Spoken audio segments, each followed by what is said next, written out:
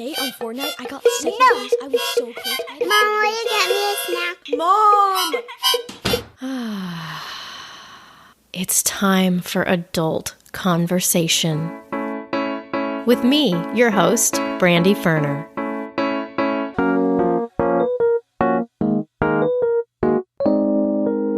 Hey everyone! In part 1 of Decluttering for Real People with Rebecca, she gave us some practical strategies for winning the war on kid and adult clutter, along with some of the psychology behind why we have so much stuff. In today's part 2 episode, Rebecca continues with the gems and gives us mantras to help talk us down while shopping, ideas about how to store or not store, unending kid art and baby clothes, a helpful guideline for how full our spaces should be, and insight into clutter's relationship to anxiety, which basically felt like a personal attack on me. We talk about why women feel the weight of clutter more than men, the problem with memes like, the dishes can be done later, we're too busy making memories. And Rebecca educates me about what the shows don't capture about hoarding tendencies and disorders. And most importantly, we discuss the merits and neuroses of Marie Kondo and her joy-sparking revolution. I was so curious to hear another professional declutterer's opinion about this, and Rebecca does not disappoint. She might have even used the word dangerous in reference to Marie Kondo's book. And back when we recorded this, Marie's show hadn't even aired yet, so all we knew of her was her book. Before we get to the episode, I want to give a shout out to 2 new Patreon people. Thank you to 2 Michelles, Michelle Rembolt and Michelle Kettleborough, for supporting me and the podcast. I so appreciate you guys. Every single patronage matters and helps this podcast exist and helps me do the thing that I love doing. Can you guys tell that I love doing this? I hope you can tell that I love doing this. Okay, time to tear Marie Kondo a new one. On to the show.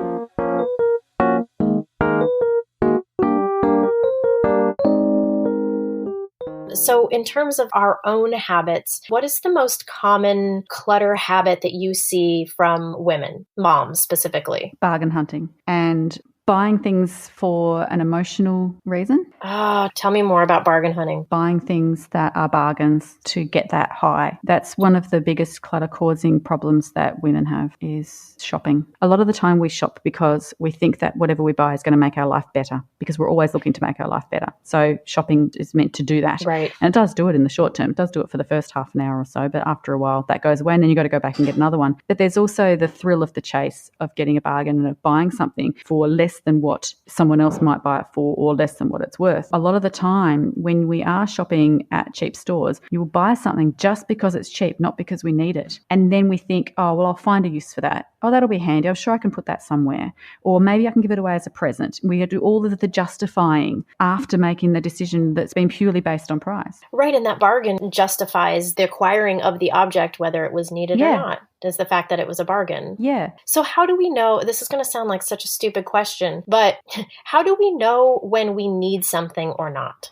When the one that we have breaks or we lose it, that's when we need to replace something. Or when you find you're wanting something all the time. So for example, with shoes, so you've for the last month, 4 or 5 times, you've put on an outfit and gone, oh, I really need a certain type of shoe with this outfit. And then the week later, you put on a different outfit and go, oh, I really need this type of shoe. And it's the same type of shoe. Then that would be justification because you know it's something that you're going to use because it's something that's popped in your head. Got it. It's quite easy to identify needs and wants as you go about your daily life. So if you think, oh, this would make my life much easier if I had this. You know, if I had, a really large chef knife, instead of trying to use this little knife all the time, life would be much easier because I'd be able to chop faster. Then there is a good trigger for buying something. The problem is that what we do is we are triggered after we see something, not before. And so one of my mantras for my shopping clients is if you didn't need it before you saw it, you can't have it. That means basically that if you haven't already identified a need in your life at some point, you can't buy that thing that you've just spotted and you've just decided you need it because you've seen it. You have to have identified the need in your day-to-day life first before it actually is allowed to be bought. And if you do see something and think, oh, that would be handy, and you'd never thought of it before, wait a month and then go and buy it to see whether or not it actually is. Walk away, don't just buy it on the spot and then try and find a use for it later, because that's what a lot of people do simply because they have to buy something. Do you have any other mantras or sort of like go-to tips like that? My biggest one is if you didn't need it before you saw it, you can't have it. Another one is it's not a bargain if you don't need it. 100% off is much better than 50% off, and you can get 100% off by walking away. Yes.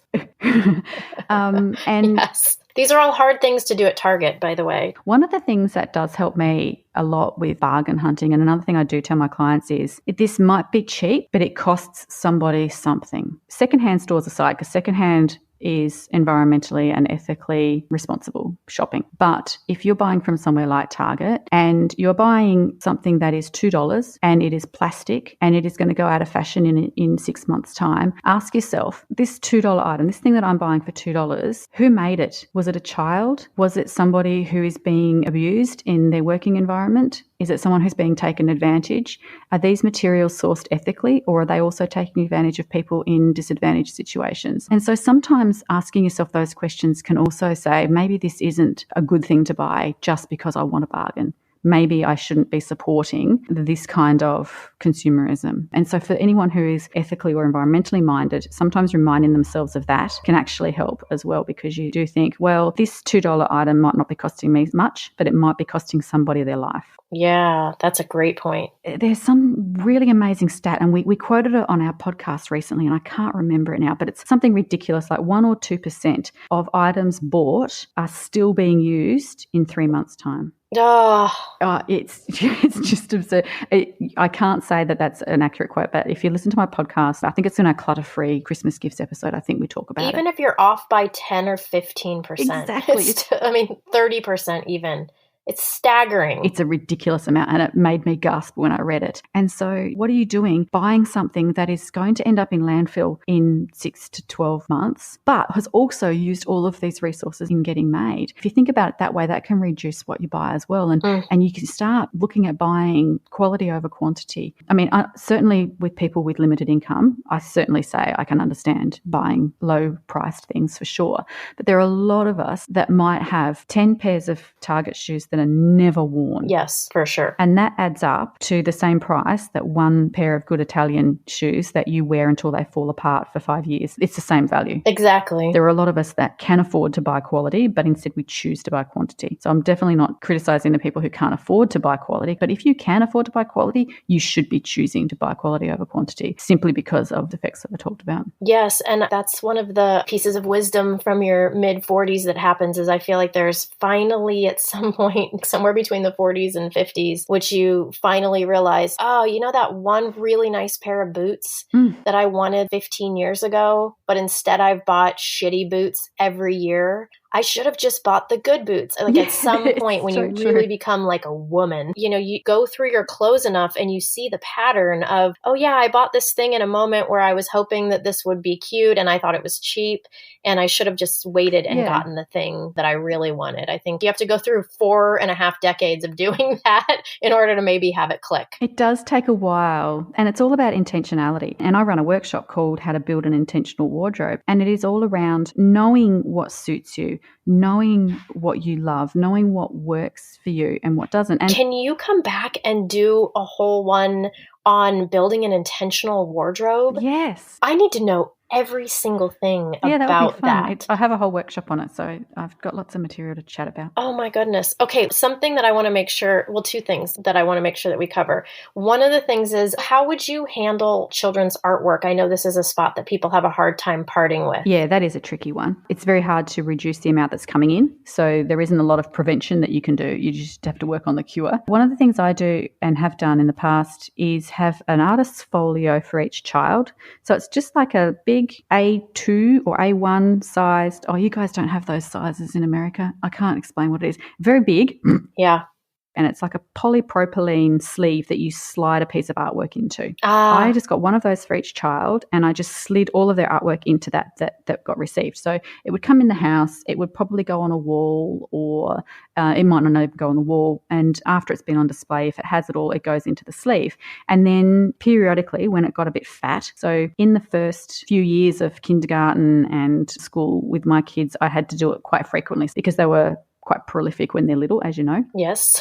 And so it would fill up really quickly. So then we would go through that together and they would pick out their favourites, which I would then put in a display book, which is just, again, another polypropylene folder with plastic sleeves in it. They would put their favourites in a display book. So I'd usually get them to choose 1 to 3 of those favourites at most. And then all the rest were photographed and then recycled. Or sometimes they were sent to granny or grandma or someone like that. That's a great idea. Yeah. And you can also use them as wrapping paper. Be careful that when you do give them to grandparents that you also give the grandparents permission to throw them away, because sometimes grandparents will then keep them out of guilt. So you can say, look, it's okay if you throw these away when you're sick of having them on your fridge because we have a photograph of them. We're just giving them to you to enjoy for a while. We don't want them to feel cluttered. But I like the retribution idea, though, of sending them garbage and then not telling them that they can throw it away so that then their house becomes cluttered with stuff that they can't throw away. I really like the idea of, just giving back a little bit of what they give us. A little bit of payback. No, there are definitely some grandparents that are very guilty of cluttering up their children's and grandchildren's houses, that's for sure. I mean, I hate to say it, but this is another one of those things that feels like for parenting, you have another hurdle. You have something else that's working against you. In order to keep my sanity, I like to have a tidy space that isn't cluttered. And it's like everybody else in your life, like, schools and grandparents are like, yeah, have this. Yeah, but it doesn't matter. Yeah. We want to give you all this stuff. You can train them, and some are able to be trained and others will fiercely resist it until the day they die, and you just have to roll with it. Yeah, right. But I had a client once that she was a compulsive shopper, and she would buy things and then justify the purchase of them as to be gifts. So she had an entire room of these things that she was going to give away as gifts, and she never gave them away. And I said to her, right, we're going to solve this problem in one fell swoop. And what we're going to do is we're going to get all of them out. We're going to make piles, and you're going to give those gifts to those people right now. You're not going to wait for Christmas. You're just going to give it to them.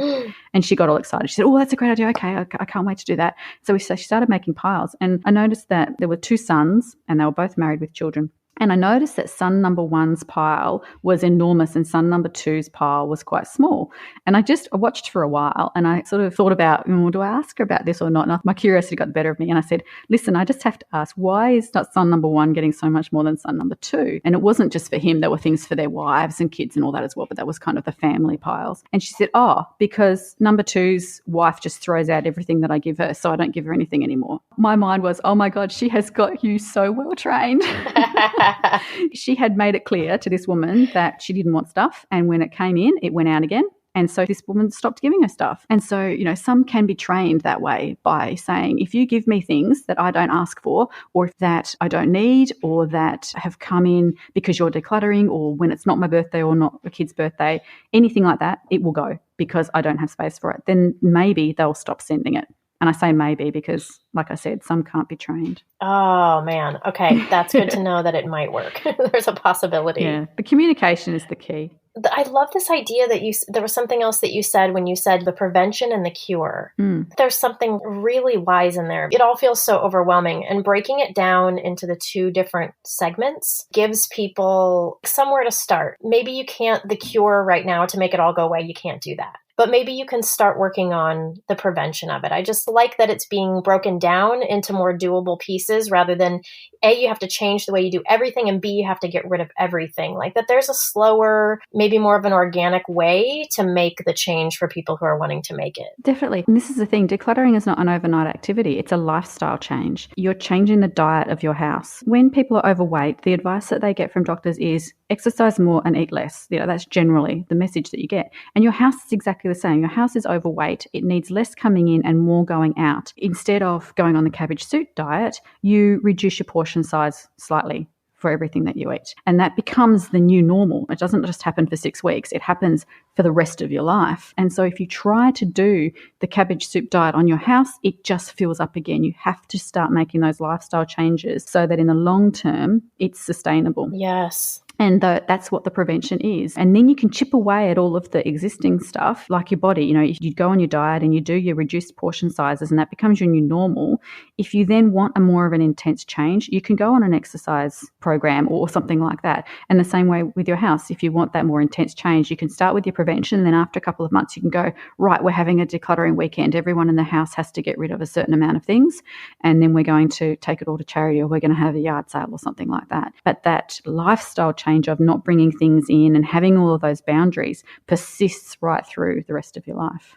Yeah. Can you tell me a little bit more about when you were talking about the control, about how having a tidy space that's decluttered gives you a sense of control? Can you speak to any sort of scientific research that backs up this idea of what happens to us when we go from being into a cluttered environment into one that is tidy and functional? I don't know of any specifically. There are some people who feel quite comfortable in a cluttered environment, but I don't know of any research. All I know is that everyone feels better when they're in control. If you look at your dining table and it's covered in stuff, but everything on it has a home and it fits in that home, you know that you have control over that situation. So it's all there, and it's annoying that it's all there on the dining table and that no one's put it away. But if you look at it and think, I've got this, then your stress levels are going to be so much lower than someone who looks at that and says, I don't know what to do.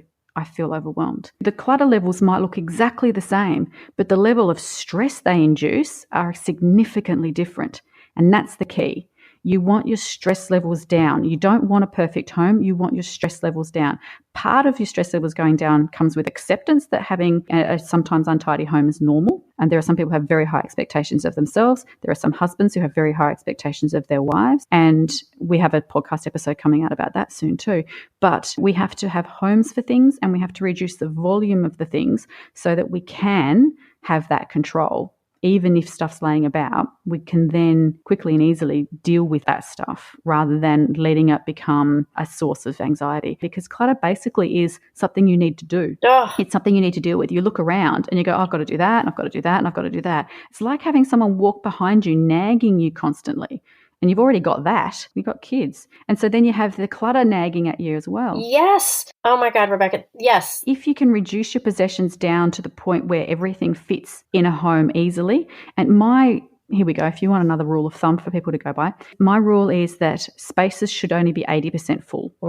What that does is it allows your stuff room to breathe. So if you open a cabinet and it's only 80% full, you can pretty much see everything that's in that space. It's not so full that you have to pull things out to get to things. You can kind of see it all, and you know then where everything is. And also when projects come up, I had a client who had this massive big home, and she had every nook and cranny filled in this big home. And we walked into her office and she had all of the Christmas presents all spread all over her office floor. And I said, oh, is this your Christmas preparation area? And she goes, yeah, I've got nowhere else to put this, so it has to go on my office floor. I said to her, you need a project space. You need an empty space in your house that for when things like this come up, you can put them. So when you've only got everything 80% full, you can swish some things aside to fit a temporary project if you need to. And then when it comes out again, everything goes back to its 80%. Because we do have these transient things that come in and out of our homes, and we need space to be able to put those so that they're not just hanging about bothering us. Yes. And you know what? That anxiety that you spoke about, it's so spot on that there's something that happens when you're in a space where all the stuff is out.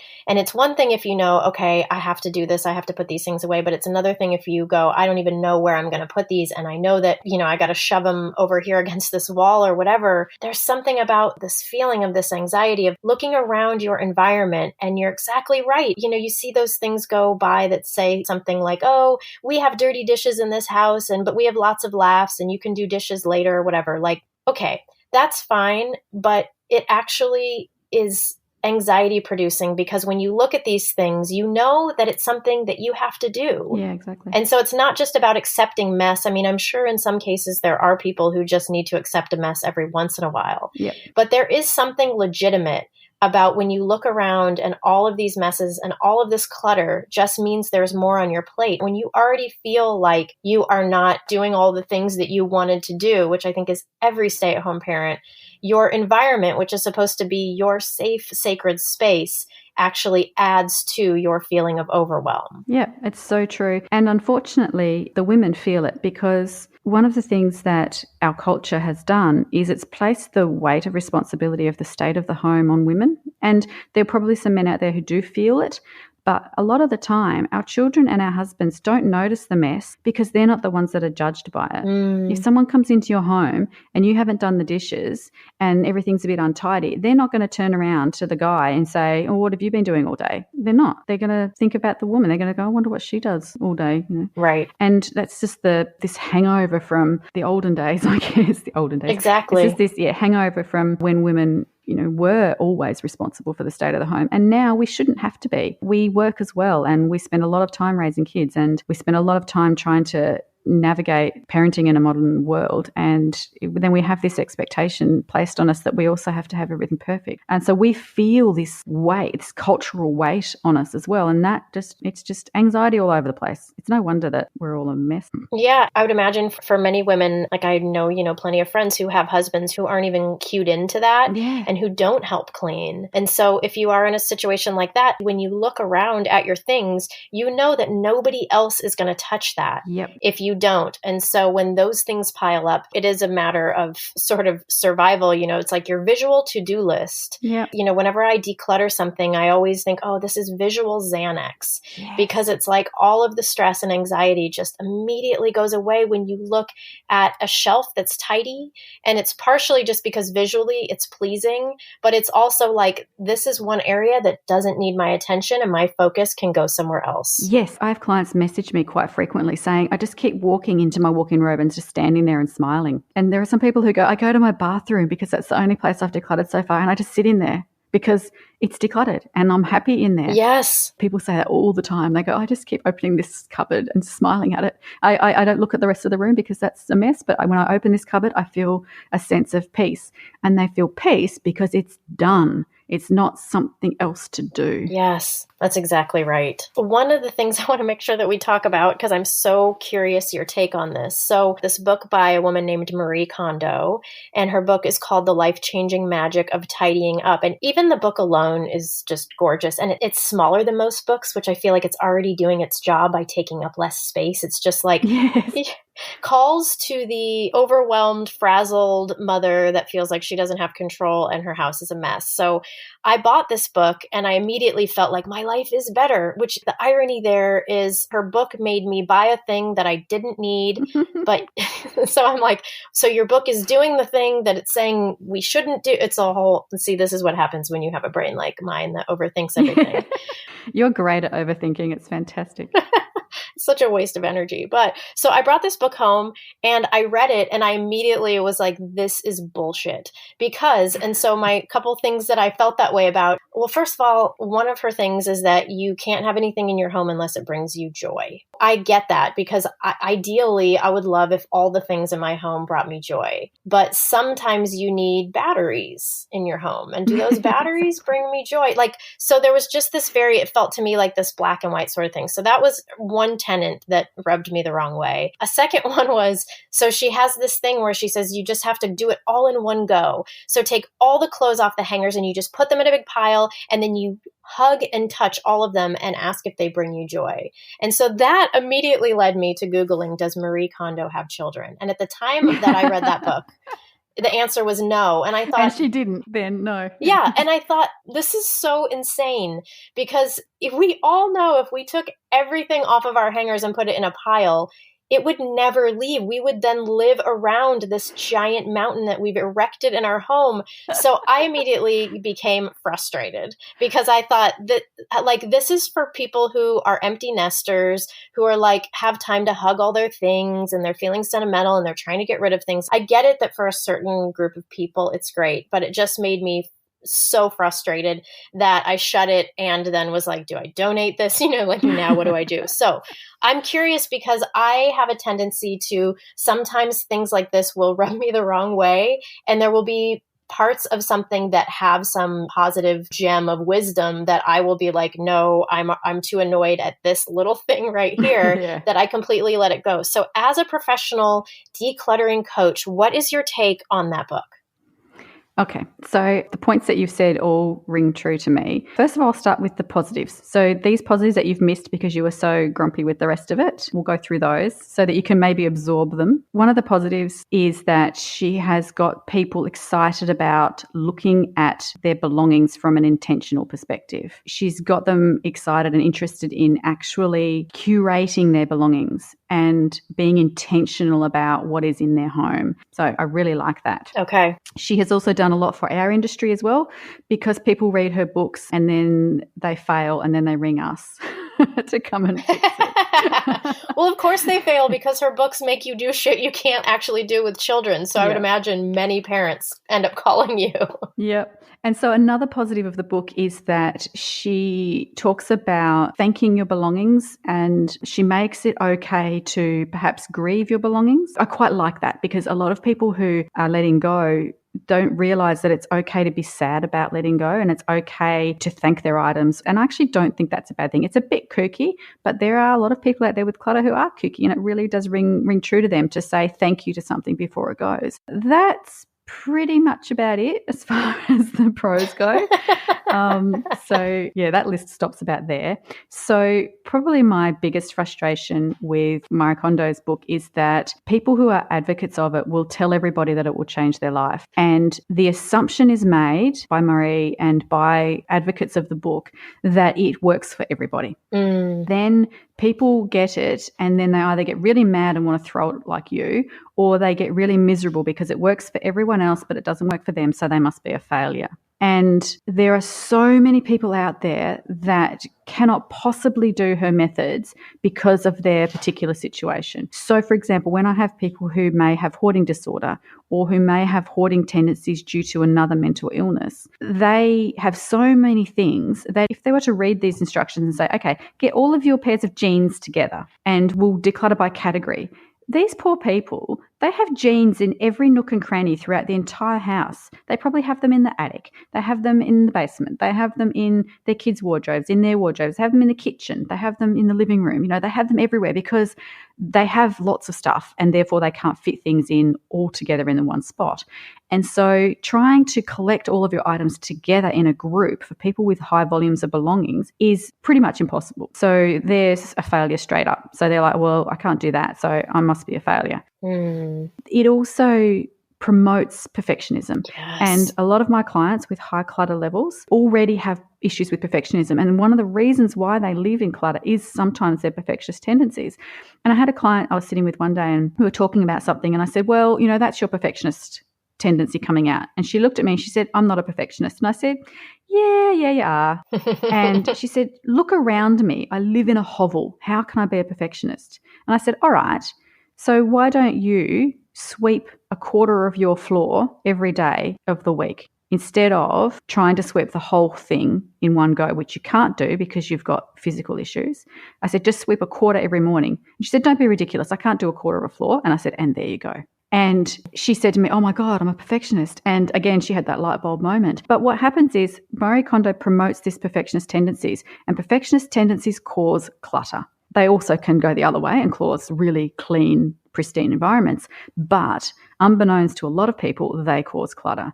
And so what she's doing is making people think that unless things are folded perfectly, then it's not good enough. Yes. And she makes then these people think that whatever attempts they make are never going to be good enough because it can't possibly look like what she expects it to look like. And so again, they feel like they've failed. Yeah, wow. That's such an interesting piece to it. And it makes sense because I felt like, there were some quirky things about Marie Kondo. I was wanted an offshoot book, Inside the Mind of Marie Kondo, because I remember she said something at the beginning about how she would sneak into her siblings' rooms and declutter their rooms. And I was like, this lady needs to be tranquilized. This woman is a menace. You don't declutter other people's stuff. That's incredibly disrespectful. No. And I think and that's the thing, I think she has a real unawareness of what goes on in people's minds and their relationship with their belongings. I think she thinks that everybody's the same as her, or should be the same as her. And that's a really dangerous assumption to make because we don't all want to be like that. And there are some little messages in that book that people can take things from. But I think that it can also be a dangerous book to the self-esteem of somebody who struggles with clutter. Yeah, I agree. And I think that it has to be livable. And that's what I think I was feeling when I read this, is I felt like this is some ideal situation, in which I have endless days that I can do this. But I mean, my life is measured in hour-long chunks. My life is measured in Elmo's worlds. Like, how much time do I have, Yes, exactly. Between this Elmo's world and the next one, and how much until I pick up the next kid. So it felt so not doable. But I think I saw somewhere that she did have kids, because I went to Google that recently, and I saw that she did have kids, and I was just laughing because I wondered if her second book was, titled something like "Pretend I Didn't Write the First Book." Like, oops, I was wrong. Yeah, the second book had to be just like an apology for the first book, maybe. But I wondered, what did Marie Kondo learn after having kids? And I think I will be disappointed in whatever it is, because what I'm thinking in my head is, she's going to write this thing that's like, you guys, it can't be done, but here's little ways that you can do little things. But instead, I feel like it will probably be some version of, actually, it still can be done. Yeah, I think she did say that after she had children, her perspective on things had changed. But I don't think that will be reflected in any books. I think it will still be an unrealistic portrayal of certain life. And look, she's Japanese. I mean, their culture is completely different to ours anyway. Right. They have different, just little things. They value appearances in a different way. The Japanese culture, the way that a present is wrapped and how perfectly it is wrapped is almost more important than whatever is in it. Exactly. And so it's those little things, which is very different to the way we see things. That's just one profound difference in the culture that you can see reflected in her attitude towards folding. I mean, that folding, right? That's not her folding method. I posted a picture on Instagram 5 years before she wrote her book with that folding method myself. I've got it there. I can prove it. Maybe we should call it the Mez Beck folding method or something. But it's not hers, but it's been marketed very well. And professional organisers have been doing that folding method for years and years. But also that folding method is completely unsustainable for children. For sure. And so there's these poor people who think, oh, it looks really good, I'm going to do this. But then they have to put their own kids' clothes away because the kids can't put it away that way. And so what are you teaching the children then? That someone else is going to put their clothes away for them. That's another thing that annoys me. You can set up folding like that, but it's not sustainable for young children to do. And it just then creates more work for the person who has to, because from a very young age, my kids put away their own clothes and I would fold it for them because folding is a difficult task for little kids. But I would fold it for them and I would say, go and put these in your t-shirts drawer and these in your shorts drawer and these in your undies drawer. And they would do that. But as they got a little bit older, they then had to fold themselves. Well, one chose to fold, the other one just balls and shoves. But they do their own sort of folding, and you would have to do all of that yourself. You would have to put that away, because if you gave them a nicely folded stack and then asked them to put it away in the Marie Kondo way, there's no way that's going to happen. And so you end up doing it yourself, and then there's more work, and they don't get those self-sustaining skills. Right, and you're going from people who can barely get clothes out of a laundry bin, that are like on the bed or in a bin. And so you're talking about, we're having a hard time even getting clothes in a drawer, much less folded like perfection. Yeah. It's silly. Like, oh, I see. So the key to my happiness is not only getting the clothes in the drawer, but having them folded in this perfect way. It's just, there was something that felt really deeply, tragically wrong about that. It looks beautiful. And, and I go through these phases, and it's usually when I'm on holidays. If I've got time, I will fold my underwear. I've got little dividers where I've got my bras in one side and my undies in the other. And sometimes I will fold my underwear and I will stand them all up in that beautiful fold away. And then I'll sit there and I'll stare at them, I'll look at them, and I'll be very pleased with myself. And then the other 11 months of the year, they're shoved in. I just shove them in. That's right. I don't need to fold my undies. One of my friends and colleagues, Susanna, she's from an organiser in Sydney. One of the things that she says a lot is tidy is for everybody else, organised is for you. When you're thinking about an undie drawer or a drawer of t-shirts or something like that, you only need it to be organised to the point that you need it to be organised for. Me shoving my undies in my undie divider in big lumps and balls and jammed in there, that is organized enough for me because I don't need to be able to see all of them at once. I just need to be able to see one white one and one dark one so that I can pull out the appropriate color. And that's all I need. And I can see that in my bunches. This whole idea as well that organized and tidy are the same things is a misnomer as well, because you can have an organized space that is a bit untidy. And that's why I love Susanna's saying, she goes, organized is for you and tidy is for everybody else in her beautiful German accent. No, that's one of the things that you've opened my eyes to, which is the idea that the decluttering process, it's not about the mess, like you're saying. It's more about having more things than space. Yep. And also having things that you don't use rather than having things that you use but are out because you're using them, but they have a place to go. Exactly. That's kind of a new thought to me. I feel like everything that's a mess feels overwhelming. And it's like, okay, well, now if I look at it in this way, then it feels like, no, I'm on top of it if I just know where those things go, because that's like not very much mental work. That's almost mindless. You just put the things away. I mean, not that it's that easy, but I feel like that distinction is really helpful. Yeah, no, but it really is that easy. I have a home for every single thing in my house. And if you were to fire a household item at me right now, I could tell you exactly where its home is. There is nothing that does not have a home in my house. I don't even have a junk drawer. You don't have the bin of pointless crap?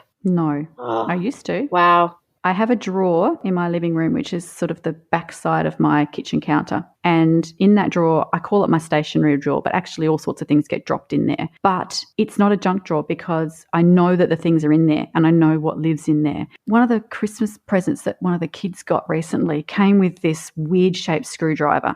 And so I knew immediately where I had to put that, and it was in my stationery drawer. If I opened the drawer right now, it looks kind of messy. I guess there are things that aren't necessarily in its section. But if I go to put something away, I know whether it lives in that drawer or whether it doesn't. I used to have a junk drawer or junk bowl, and they can be handy, especially for quick cleanups, because if you're running around the living room and you find a hairband and a clip and an arm off a doll, you can just stick them in that drawer while you're tidying up and not have to go down and put them in the proper homes and bedrooms, or especially if you've got double story, you don't have to go upstairs. But those bowls are quite useful as long as they're then emptied regularly, of course. You don't want to then fill it up and then create another one next to it, or then have a drawer and then fill up the next drawer and then the next drawer. And that's what happens. Yeah, exactly. You don't deal with the one that you've got and empty it out and rehome everything. And this is the thing, when you are putting things away, basically what you need to do is look at, a lot of people say, I have to sort through this. Like if you've got your bin of pointless crap, in your mind, sometimes you'll look at that and go, I really need to go through that. And that's the language that you use in your head, isn't it? Yes. Yeah. So instead, you need to change that language. When you're looking at a space that's out of control, instead of saying, I need to sort that or I need to go through that, you need to change. Because if you go through something, what's the end result of going through something? You just end up with piles, don't you? Yeah. If you sort something, all you're doing is you're just changing one pile of crap into 7 piles of crap. Right. I say to people, stop using that language of, I need to go through things. I need to sort this. I need to go through that drawer. I need to sort that drawer. No, you don't. You need to look at that drawer and you need to rehome or de-own every single item in it. Whoa, okay, wait. So with your bin of pointless crap, you look through it and you rehome or de-own every single thing in it. So the hairbands, they go in the bathroom or they go in the bedroom. The broken bits of toys, they go in the bin. The toys or the things you don't need or use anymore, they go into the donation bag. Everything is either rehomed or de-owned. I like that. Now, if it's a space where things normally live, some things can stay in there. So if it's your undie drawer, you would leave the undies in there and you would rehome or de-own everything else. But for things that are meant to be empty, like a dining table, you rehome and you de-own everything. Ah, I love this idea. I love this. It either fits in one category or the other. Yep. So it either goes somewhere else in the house, in a home, or it leaves the home altogether. I'm so grateful for you being willing to share your knowledge with us. This is a spot that I feel pretty, I don't know that I want to say confident on, but I grew up in a home. My mom is such a perfectionist. She writes with a straight edge ruler under her letters. So everything in my home had a place. I loved it. Yeah. It felt so free, and we never had clutter. So I'm trying to give that to my kids, but also modern motherhood, it makes it a little bit tougher. Yeah. I mean, you don't have as much time as your mum did, probably. Definitely not. There's just different things. Like I'm trying to fight the patriarchy and, work against a food supply that's toxic, whereas my mom was trying to do neither of those things. So yeah, that's right. You've got a lot more working against you, I think. yes, the modern nature of things definitely has that. But you've given me an inspiration about a couple of key pieces of decluttering. And even you just saying the piece about the control factor, I knew that, but to have somebody who knows what they're talking about say that just so hit home for me. And it made me understand why I feel like a better person and why I feel like I'm literally more patient with my children when my home is clean. And so I know that control piece, taking a little piece of that back in that way, how powerful it can make us feel. So one of my last lingering question is, how do you know if you're a hoarder or not? Well, there's two types of hoarders. There's the hoarder with the lowercase h, and there is the hoarder with the uppercase H, which I prefer to refer to them as a person with hoarding disorder.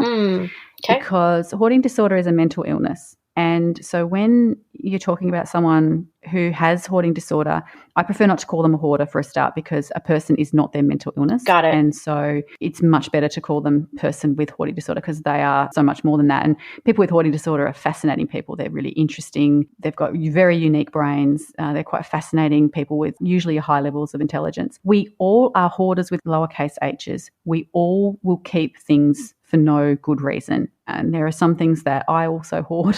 And like what? We need to know. I hoard my kids' baby clothes. I've got a stash of my kids' baby clothes. I do hoard my art pens, and I was hoarding houseplants quite badly, but my husband has imposed a ban on me. So yeah, I do keep those kinds of things. And like, I've got a drawer in my bedroom, right? This is my dirty little secret. There's the bottom drawer in my bedroom.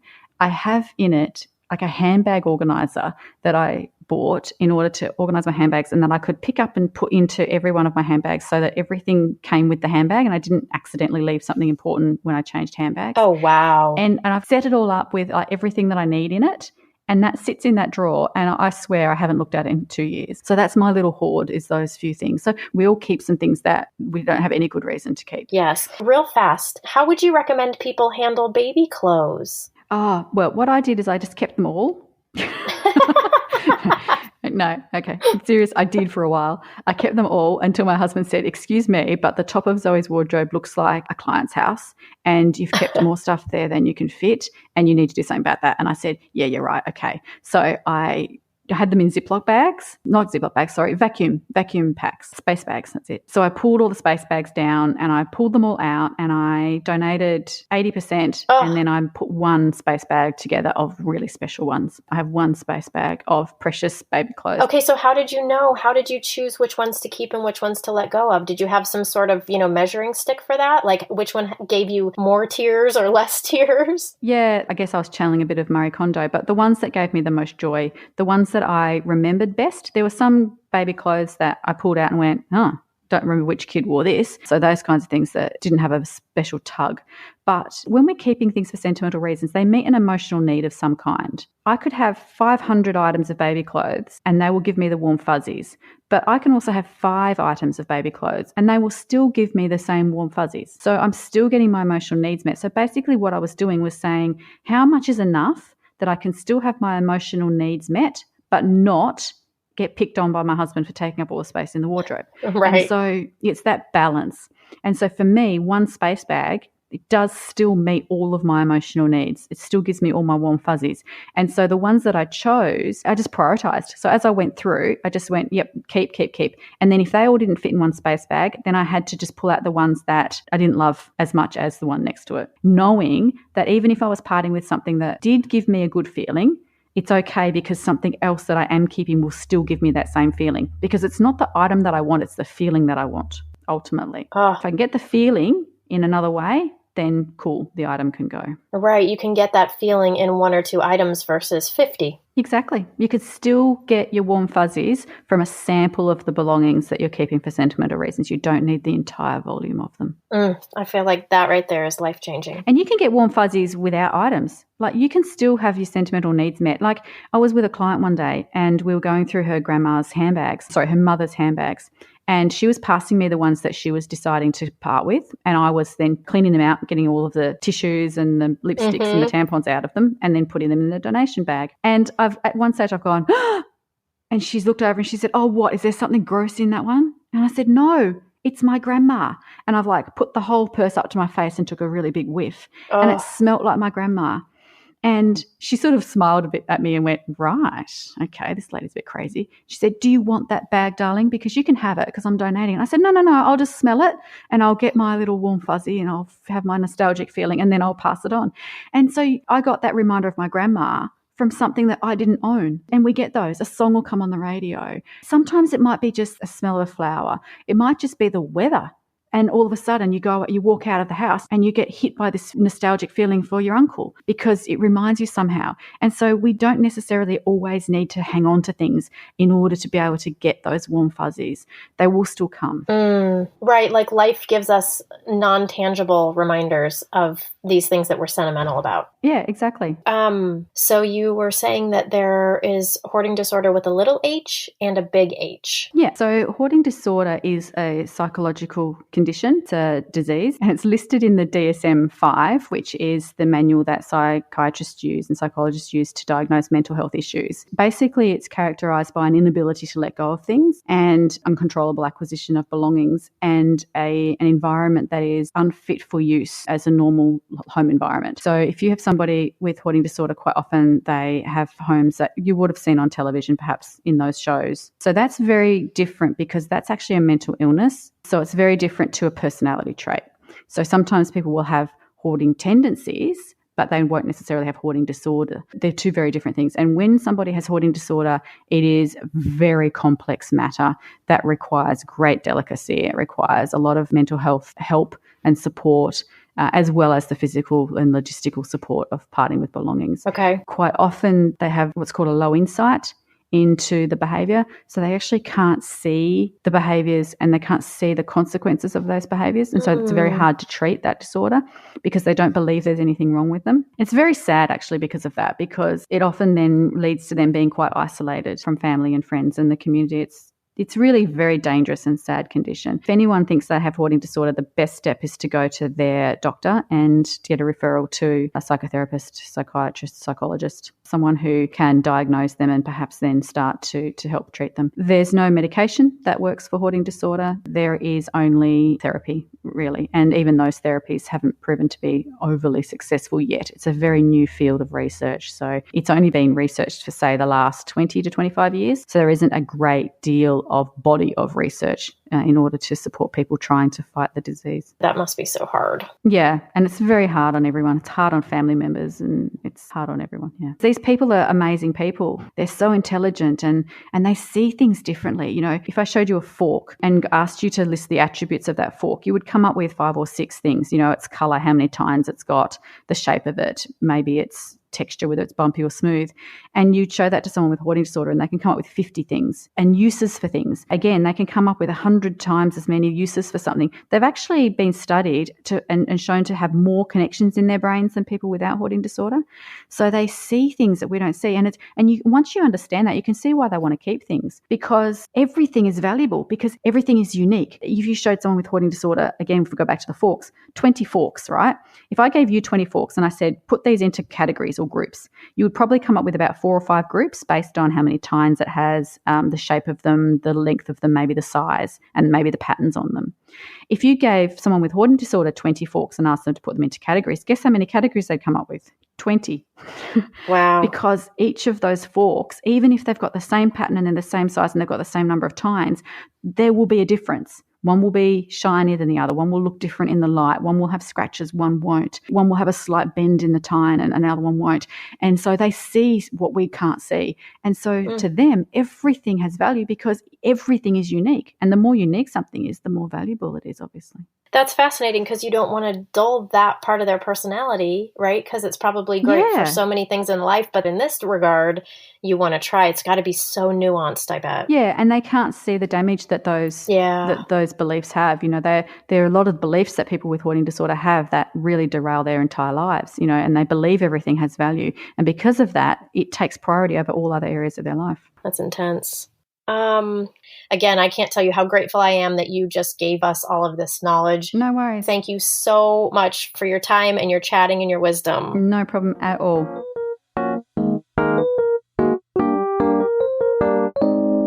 Thank you guys for listening. I hope Rebecca's genius has inspired you to make some necessary changes, including possibly incinerating your bin of pointless crap. If you enjoyed her, she has her own wonderful podcast with tons of helpful episodes. It's called Be Uncluttered, and it can be found on iTunes and the like. She also has a book called Letting Go, How to Choose Freedom Over Clutter, and you can find it on Amazon. And if you're enjoying the Adult Conversation podcast, please consider doing any or all, please all, of the following things. Leave a rating on iTunes, leave a review on iTunes, or join others and become a Patreon patron at www.patreon.com/adultconversation. At the very least, a rating is easy and it takes 5 seconds. All you have to do is look down at your phone, click on the 5th star if you want to give me 5 stars. Yay! And then you're done. It's that easy. Thank you.